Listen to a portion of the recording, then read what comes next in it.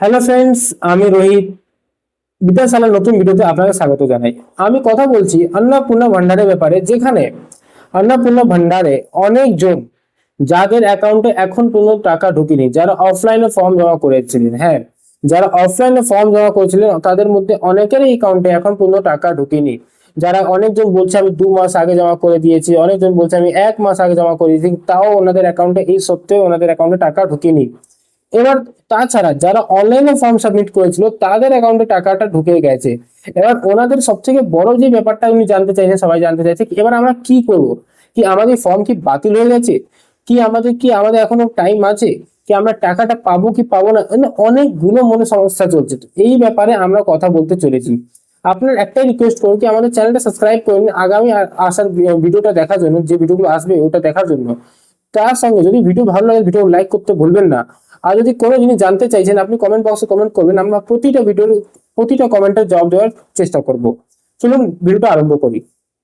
দেখুন, সব থেকে বড় জিনিস আপনার কিছু জিনিস বোঝানোর জন্য চেষ্টা করি।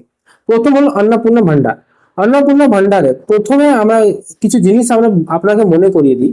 প্রথমে হচ্ছে কি, একটা ওয়েবসাইট আরম্ভ হয়েছিল, ওই ওয়েবসাইটে অনেকজনকে লিঙ্ক করাতে হয়েছে। তারপরে বলা হলো কি একটা অফলাইনে ফর্ম আছে, ওটা জমা দিয়ে দিন।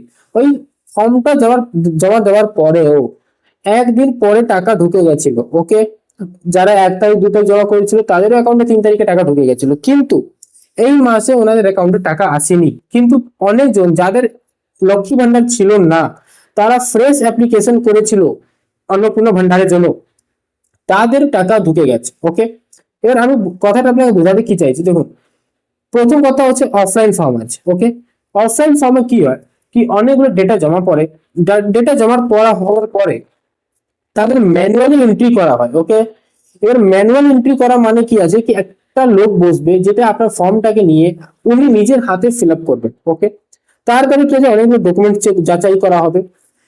প্রথমে একটা জিনিস বলে দিই, ভোটার কার্ড না থাকলে আপনার অন্নপূর্ণা ভান্ডার হবে না, এই জিনিসটা আপনি জেনে রাখুন। এবার যাদের ভোটার কার্ড আছে তারা কি করবেন, দেখুন, যাদের ভোটার কার্ড আছে তাদের মধ্যে আমি একটা জিনিস আপনাকে একটু জানাতে চাইছি। কি দেখুন, অফলাইন ফর্ম জমা করে থাকেন তো আপনার কাছে দুটো রাস্তা আছে, দুটো রোয়ান। একটা আপনি ওয়েট করতে পারেন, ওকে, আর একটা আপনি চাইলে অনলাইনে ফর্ম আবেদন করতে পারেন। এবার কি অফলাইনে যারা কি তাদের কি বাতিল হয়ে গেছে, আমি একদমই বলছি না কি বাতিল হয়ে গেছে। দেখুন, একটা লোক যখন ম্যানুয়ালি এন্ট্রি করে না, তো দুটো জিনিসও হয়। প্রথমে ফর্মগুলো এখন টাইম লাগবে, প্রথম কথা। দ্বিতীয় কথা হলো কি ম্যানুয়াল এন্ট্রিতে কি হয়, মিস্টেকটা বেশি, কিন্তু একটা লোক আর লক্ষ লক্ষ ফর্ম, ওই ফর্মটা ভরতে টাইম লাগবে। আর টাইম সঙ্গে সঙ্গে অনেকগুলো ভুলও হয়ে যাবে। ওই ভুলটা যদি আপনি নিজের ফর্মটা যদি নিজে ফিল আপ করেন, তাই ওই সময় কেউ ওই ভুলটা আর আপনার দ্বারা হবে না। বুঝেছেন কথাটা? তো এবার আপনাকে আমি একটা জিনিস বলি, কি আপনি যদি অফলাইনে ফর্ম ভরে থাকেন, তাও আমি আপনাকে বলছি কি অনলাইনে ফর্ম আবেদন করুন। যদি আপনি আগে একটা জিনিস চেক করতে পারেন, কি আপনি নিজে ওই ওয়েবসাইটে, যে ওয়েবসাইটে, এবার আপনাকে ওয়েবসাইটটা দেখাই, ওয়েবসাইটটা আছে কি। ওকে, ওয়েবসাইটটা আপনাকে দেখালে আপনি বুঝতে পারবেন। ওকে, এই ওয়েবসাইটের লিঙ্কটা আপনাকে আমি নিজে লিঙ্ক দিয়ে দেবো। ওকে, নিচে ডেসক্রিপশন বক্সে দিয়ে দেবো।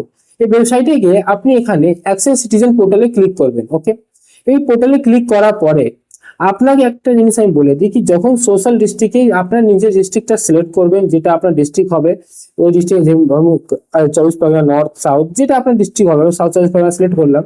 তারপরে নিজের মোবাইল নাম্বারটা এন্টার করবেন। ওকে, মোবাইল নাম্বারটা এন্টার, আচ্ছা, ওই মোবাইল নাম্বারটা এন্টার করবেন যেই নাম্বারটা আপনি HOF, head of family mobile নাম্বারে দিয়েছিলেন, ওই মোবাইল নাম্বারটাই আপনারা কাইন্ডলি এন্টার করবেন। ওকে, তার ছাড়া অন্য মোবাইল নাম্বার এন্টার করবেন না, চেক করে নেবেন। এই মোবাইল নাম্বারটা এন্টার করে OTP, যদি আপনি দেখবেন একেবারে ব্ল্যাঙ্ক ফর্ম ওপেন আপ হয়ে যায়, আদারওয়াইজ তার মানে বোঝা গেল আপনারা এখন ফর্ম জমা পড়েনি। তো আপনি অনলাইনে ফর্ম জমা দিয়ে দিতে পারেন।